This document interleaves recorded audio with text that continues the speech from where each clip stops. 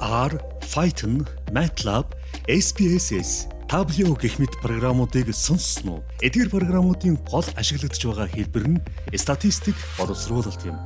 Дэлхийн нийтийн технологийн тренд болж байгаа сэдвүүд юу вэ гэвэл хиймэл оюун ухаан, их өгөгдөл, олборлолт, өгөгдөл шинжилэл, ухаалаг технологи, дүрс боловсруулалт, машин сургалт, симуляц гэх мэт сэдвүүд яахын аргагүй мөн билээ.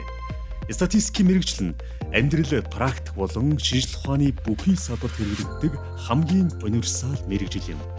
2024 оны хамгийн их эрэлттэй ажил мэргэжлийн 8-д статистикийн мэргэжилтэн багтсан. Түүнчлэн статистикийн мэргэжилтний ажлын байр 2022-оос 2032 онд ойролцоогоор 30% нэмэгдэнэ гэж үзжээ. Дэлхийн улс орнуудад өгөгдөл шинжилгээний тусгай алба, хэлтэс байгуулагдан статистик тооцоо судалгааны мэргэжилтнүүдийг олноор ажилуулж байна.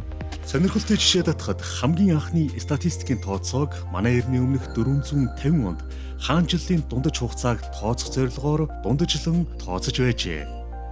Монгол Улсын их сургуульд хэрэгжиж байгаа статистикийн хөтөлбөрийг Америкийн статистикийн холбооноос гаргасан статистикийн шинжилгээ ухааны бакалаврын хөтөлбөрийн суурь стандартыг хэрэгжүүлж байгаа шилдэг сургуулиудын агуулгатай харьцуулан дэлхийн жишгт нийцсэн агуулгаар хэрэгжүүлж байна.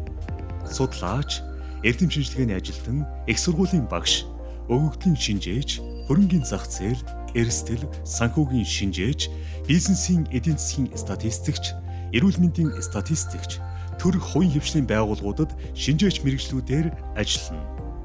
2023 оноос Монгол улсын тэргүүлэх сургалтын хөтөлбөрийн нэг болсон уг мэргэжил нь Монгол улсын хамгийн өндөр ач холбогдол бүхий тэргүүлэх хөтөлбөрүүдийн нэг юм.